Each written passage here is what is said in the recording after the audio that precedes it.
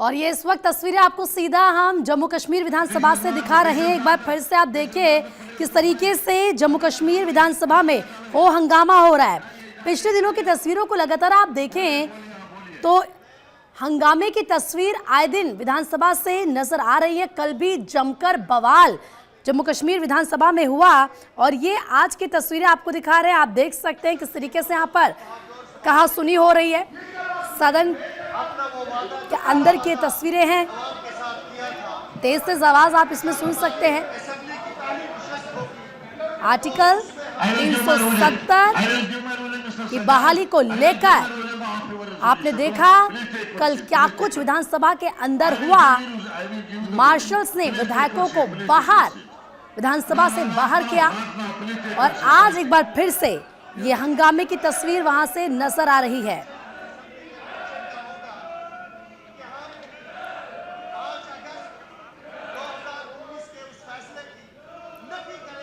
तो लगातार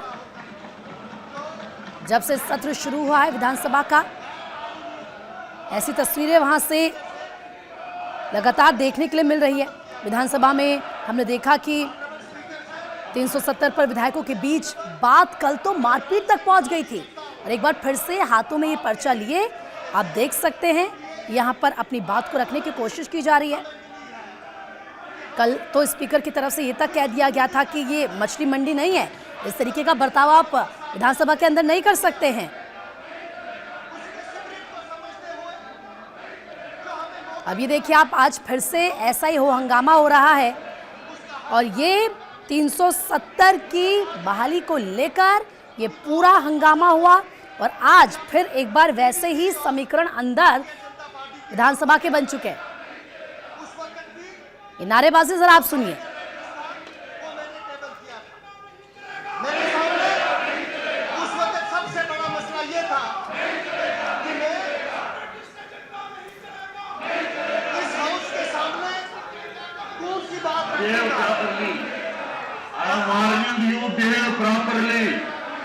Behave properly. I shall have to take action against you. Behave properly. I will not allow these things. I will not allow these things. Please take your seat. Please take your seat. Please take your seat. Please take your seat. Please take your seat. Take your seat.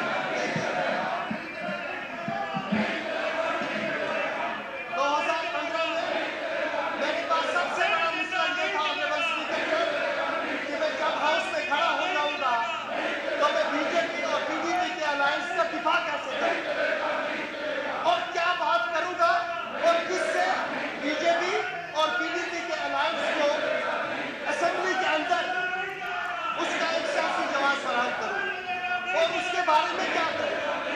आज मेरे सामने सबसे बड़ा मसला यह है कि मैं असेंबली के अंदर खड़ा होकर किस पर बात न करूं।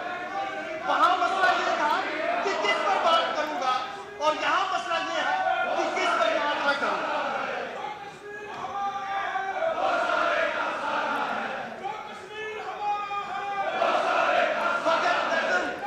कुशम तरसम की मकसद इस्तेफा मौसम मेरा दरदेश अंदर दिल अगर कोई सभा सौदर बगैर दर्दम कुशम तरसम की मकसद इस्तेफा सौदर।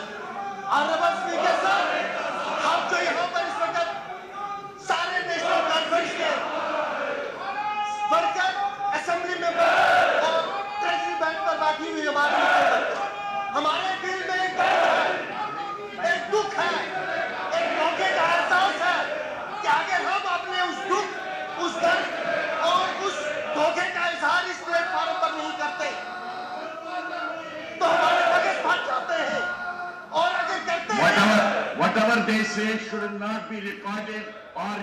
देखिए हम आपको दो तस्वीरें इस वक्त दिखा रहे हैं।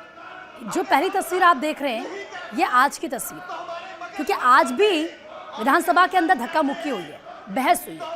और जो दूसरी तस्वीर आप देख रहे हैं ये कल की तस्वीर है और ये तस्वीर तब की जो हम आपको दिखा रहे थे जब विधानसभा के अंदर जमकर हाथापाई हुई थी। आपने वो तस्वीरें देखी थी, हर कोई हैरान था कि भाई ये विधानसभा के अंदर चल क्या रहा है, जहां पर जनता की बात करनी है। ये जनप्रतिनिधि हैं, ये जनता के चुने हुए लोग हैं, और इस तरीके का बर्ताव आप कर रहे हैं, आप क्या संदेश देने की कोशिश कर रहे हैं? आप ये देखिए, जो बैनर है हाथ पे, जो हम आपको लाल घेरे के अंदर दिखा रहे हैं, पोस्टर, इसमें लिखा हुआ था कि हम चाहते हैं, we demand restoration of article 370 and 35A, release of political prisoners जिनको जेल में डाला गया है। अब राजनीतिक कैदियों की रिहाई की मांग यहां पर की जा रही थी, क्योंकि इस बैनर में ये लिखा है कि हम अनुच्छेद 370 और 35A की बहाली और सभी राजनीतिक कैदियों की रिहाई चाहते हैं। इसके बाद क्या था? इसके बाद हुआ सदन में हंगामा। भाजपा विधायक और विपक्ष के नेता सुनील शर्मा ने इसका विरोध कल किया था, और वो जब विरोध जमकर जो वहां पर हाथापाई उसमें तब्दील हो गया। ये तस्वीर जरा आप देखिए, मार्शल्स बीच में कूद गए, लेकिन उनके साथ भी इसी तरीके से वहां पर हाथापाई हुई।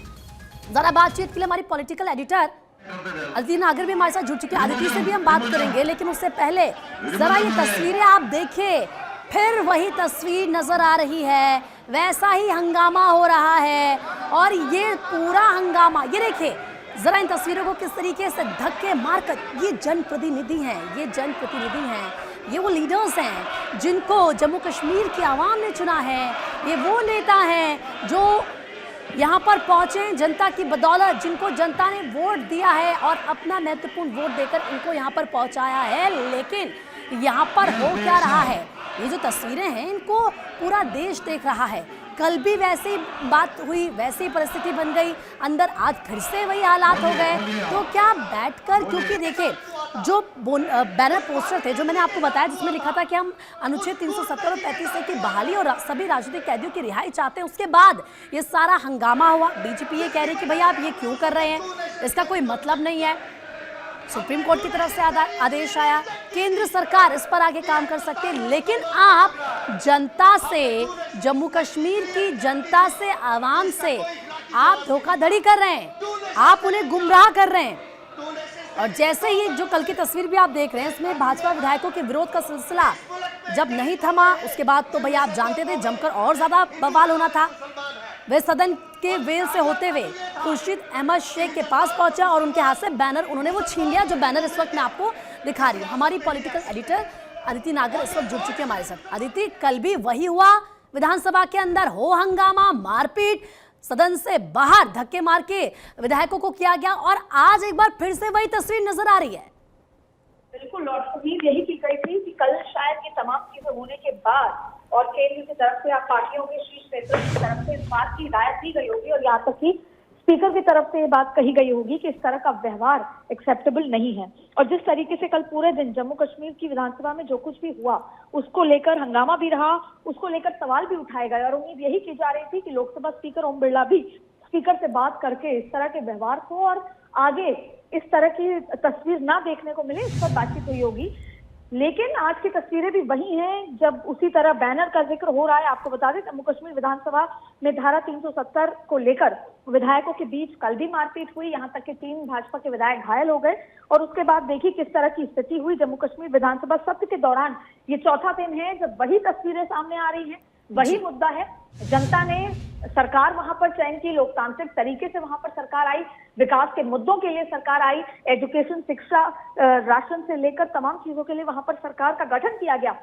लेकिन जो चुनावी वादा था, जो चुनावी बयानबाजी थी, उसी को लेकर एक बात कही जा रही है। और सवाल यही उठता है कि जनता ये बखूबी समझती है कि स्टेटहुड की वापसी, स्टेटहुड का दर्जा केवल और केवल केंद्र सरकार ही दे सकती है। और अगर जम्मू कश्मीर विधानसभा में इस तरह की बात सरकार द्वारा की जा रही है, तो संभवतः केवल और केवल ये जनता को गुमराह करने को लेकर है। लेकिन फिर भी आज की तस्वीर भी यही नजर आ रही है।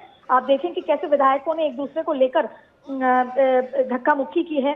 और देखिए, आवामी इत्तेहाद पार्टी के विधायक खुर्शीद अहमद शेख ने आर्टिकल 370 बहाली का बैनर भी लहरा दिया, और जिसका भाजपा विधायकों ने विरोध किया। फिर आपने देखा किस तरह की स्थिति हुई। आज भी वही स्थिति सामने नजर आ रही है। आदित्य, सवाल ये है कि आखिर ये हंगामा इसी तरीके से विधानसभा में कब तक चलता रहेगा?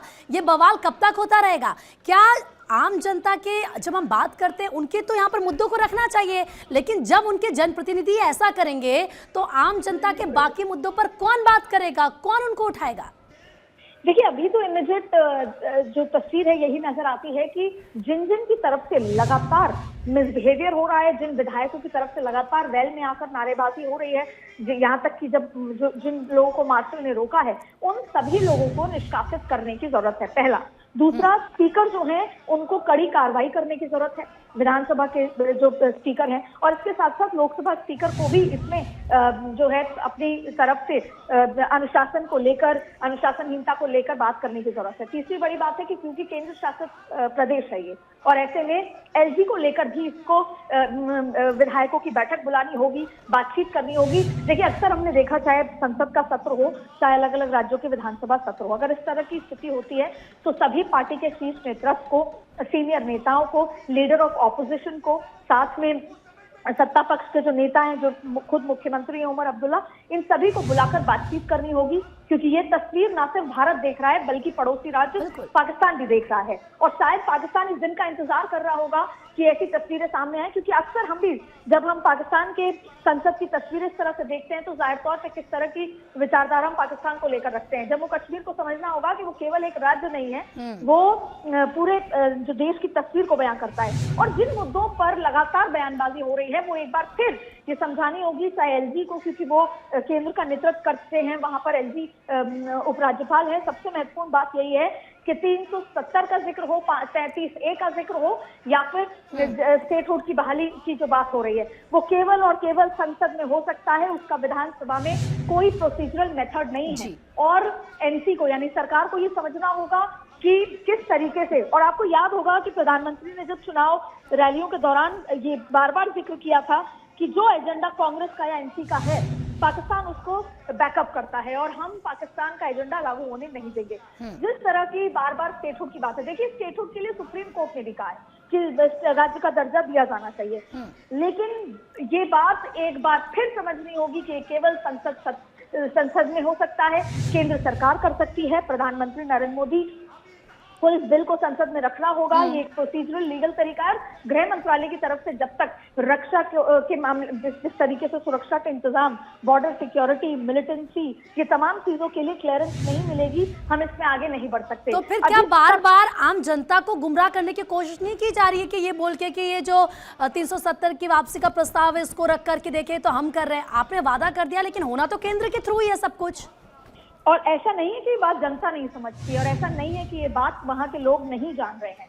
सवाल ये उठता है कि जनता ने ना सिर्फ स्टेटहुड की बहाली, बल्कि वहां पर शिक्षा की जिस तरह से स्थितियां हैं, वहां पर नौकरी जॉब्स की जिस तरह से स्थितियां हैं, वहां पर जो बेहाल, क्योंकि 10 साल से वहां पर चुनाव नहीं हुए, 10 साल बाद लोकतांत्रिक रूप से चुनाव हुए, सरकार का गठन हो रहा है, ऐसे में केवल स्टेटहुड के अलावा ऐसे कई असंख्य मुद्दे हैं जिसको लेकर जनता उम्मीद कर रही है कि वहां की सरकार एक्शन करे। और उमर अब्दुल्ला को ये समझना होगा कि वो अपने पार्ट पे स्टेटहुड की बहाली के लिए एक ही चीज कर सकते हैं, जिसमें पहला तो यही है कि वो बार बार केंद्र सरकार से इस मुद्दे पर मुलाकात करें, बातचीत करें, लेकिन जो सबसे बड़ी एक्शन वो ले सकते हैं वो है सुरक्षा के इंतजाम स्टेट सरकार खुद मुख्यमंत्री होते हुए पुख्ता रखें। बॉर्डर्स पर अगर सिक्योरिटी बेहतर तरीके से होगी, मिलिटेंसी पर रोक होगी, इन्फिल्ट्रेशन पर रोक होगी, तमाम तरीके की सुरक्षा के अगर इंतजाम पुख्ता होंगे, और गृह मंत्रालय की तरफ से रिपोर्ट होगी कि अब चाक चौबंद अच्छी है और स्टेट गवर्नमेंट जो है